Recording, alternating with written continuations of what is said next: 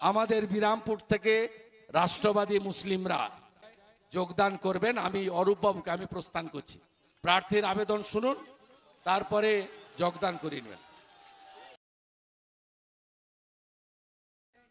তৃণমূল হচ্ছে একটা এঁদো পচা পুকুর, আর এই এঁদো পুকুরের পার্টি, এর খেলা হবে আমি 4 তারিখ বিকালে উল্টো খেলা করে দেবো। আপনি নিজে নন্দীগ্রামে আমার বিরুদ্ধে লড়তে গিয়ে হেরে হারাদন হয়ে দোকান কেটে কম্পার্টমেন্টাল মুখ্যমন্ত্রী হয়ে গেছেন। কি ভাষা, বাপ বেটা। আর আপনার মা বেটা কোথায় ছিলেন?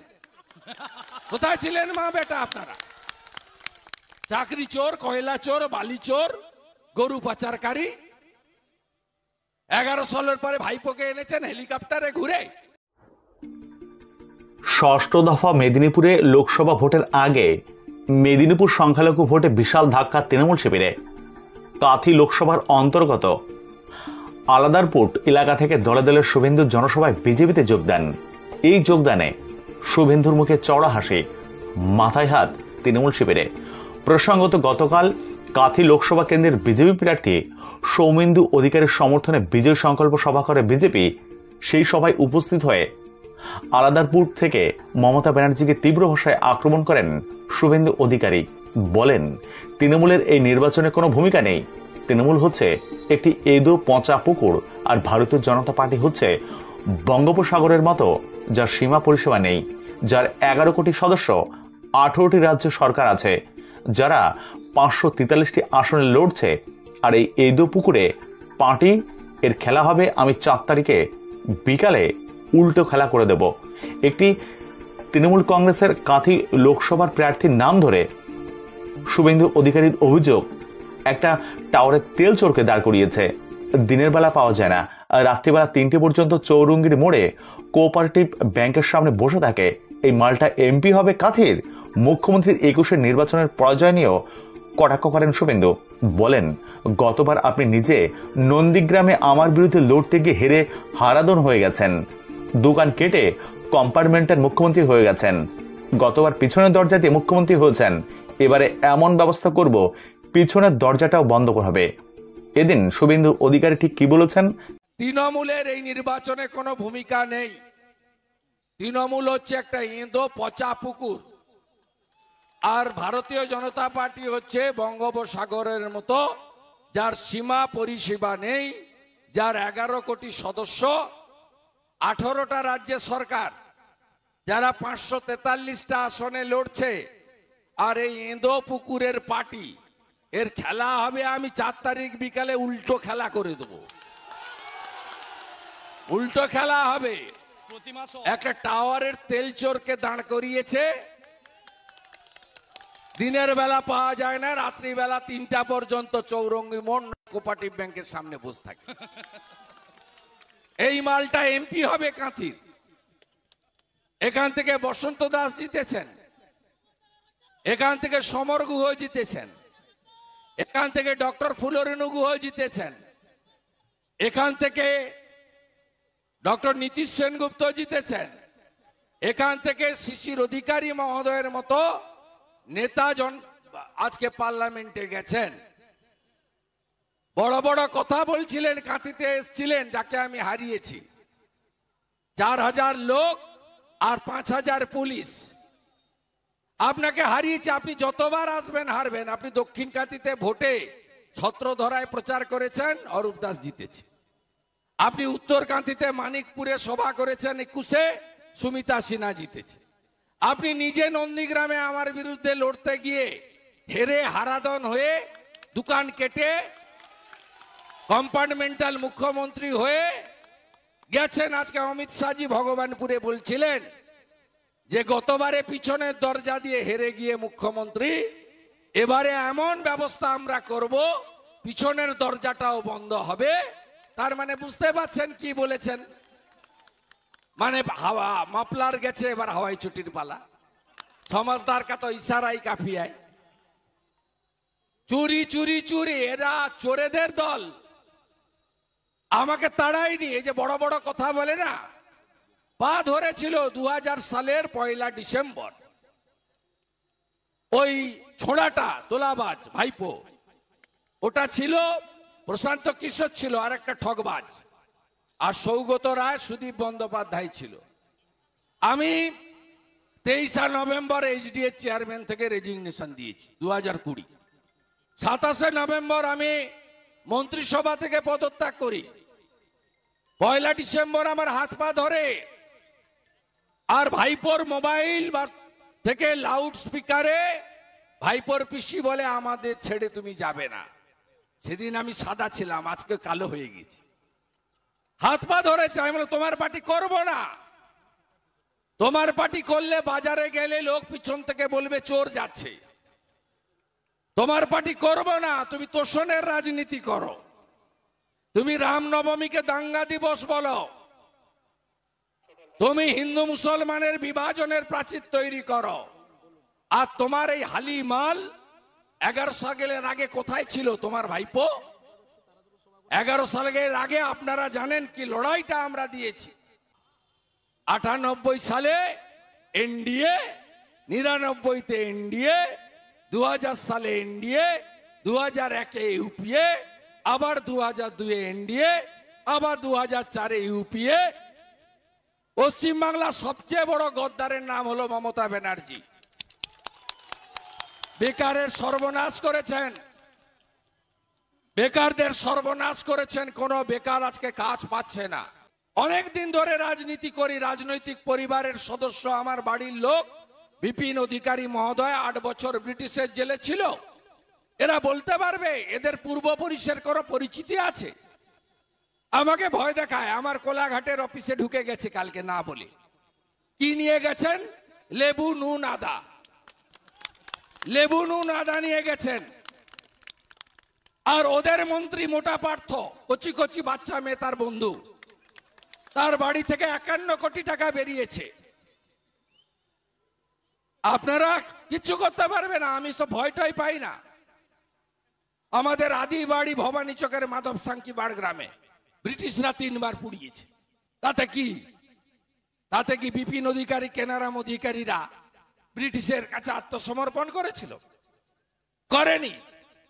বাসুদেবপুর ইউনিয়ন বোর্ডের চেয়ারম্যান কেনারাম বাবু ছিলেন, আমার বাবার পিতৃদেব। বলছে এরা ভোটে হারতো। বাপ বেটা কি ভাষা! 70 সাল থেকে শিশির অধিকারী পৌরসভার চেয়ারম্যান, নির্বাচিত চেয়ারম্যান। ছাপ্পা ভোট হতো না, মানুষ জিতিয়েছিল।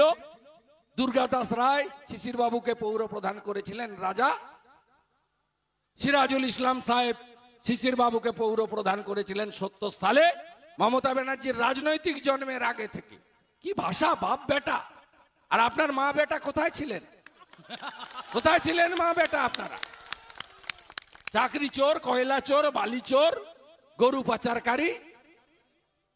11 সালের পরে ভাইপোকে এনেছেন হেলিকপ্টারে ঘুরে। আমি 138তম সভায় ভাষণ দিচ্ছি। 1 মার্চ শুরু করেছিলাম। 42,000 কিলোমিটার রান করেছি 82 দিন ধরে। বড় বড় কথা, বড় বড় ভাষণ। পুলিশ না থাকলে তো পরের দিন চামড়া উঠে যাবে। পুলিশটাকে সরিয়ে নেন না, বাড়ির ইটগুলো খুলে নিয়ে আসবে জনগণ গিয়ে, যেমন সন্দেশখালিতে করেছে মাতৃশক্তি।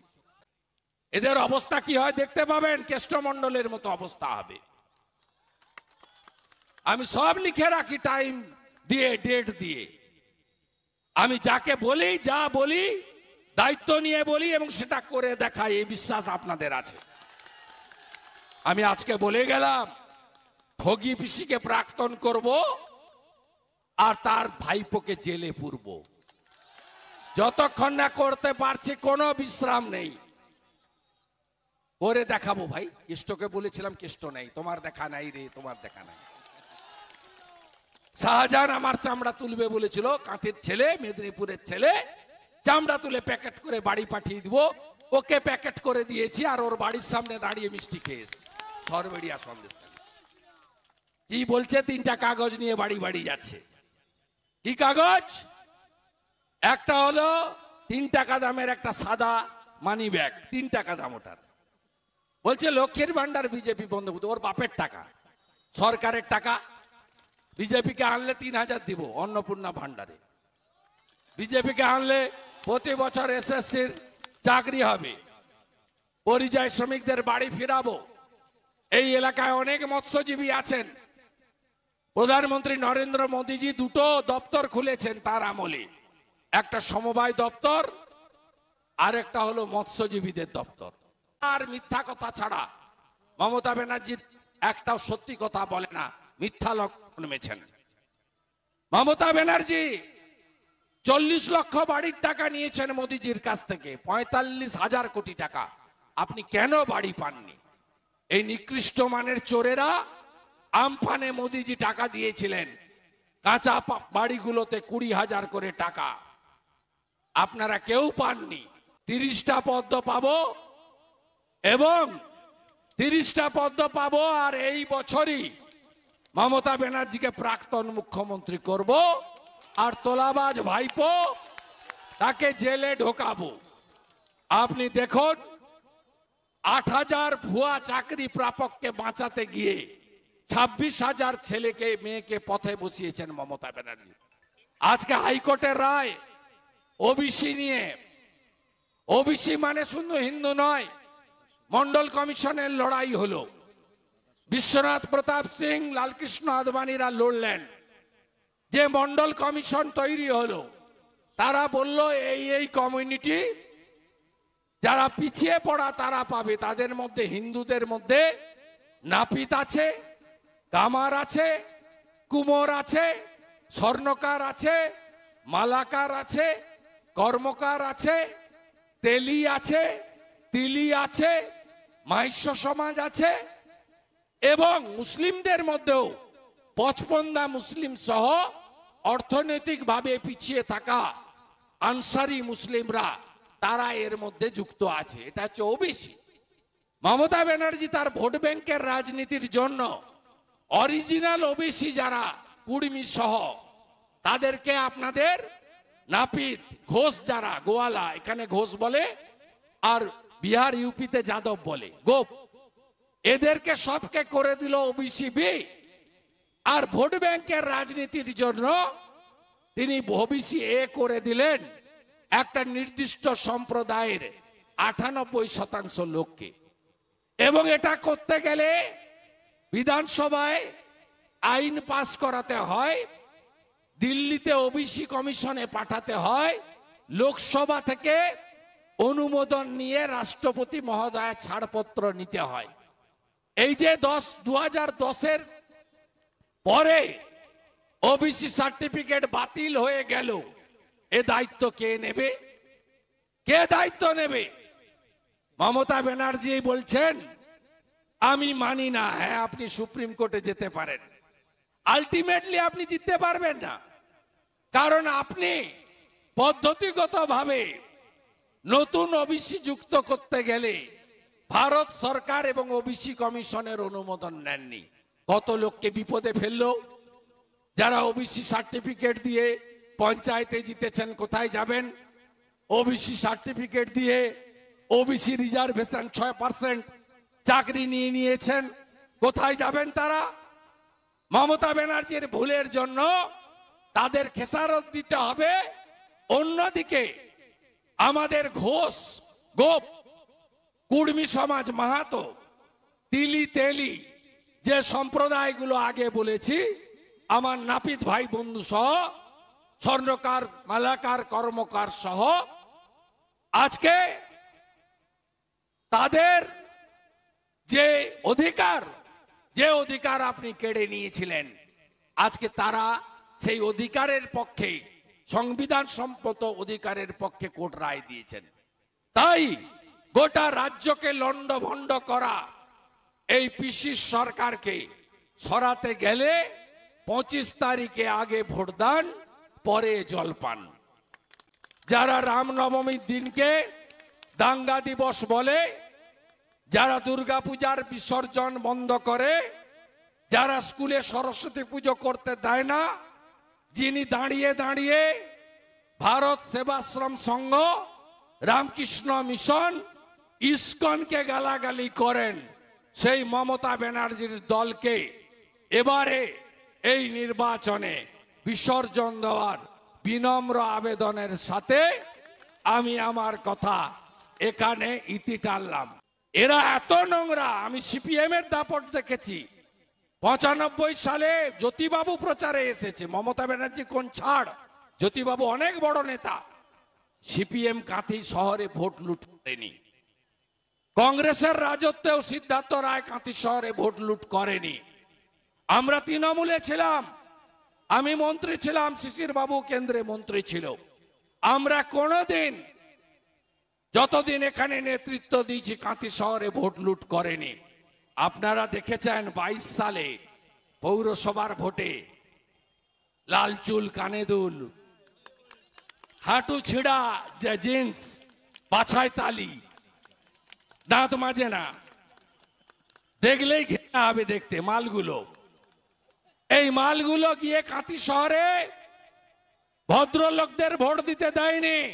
নিজের ভোট নিজে দেবেন, যাকে ইচ্ছা তাকে ভোট দেবেন। এই গুন্ডামি চলবে না, বলে গেলাম। আমি অনেক গুন্ডাকে সোজা করেছি, এই পাতি গুন্ডা মস্তানদের সোজা করতে আমার বেশিক্ষণ সময় লাগে না। সবাই ভালো থাকবেন।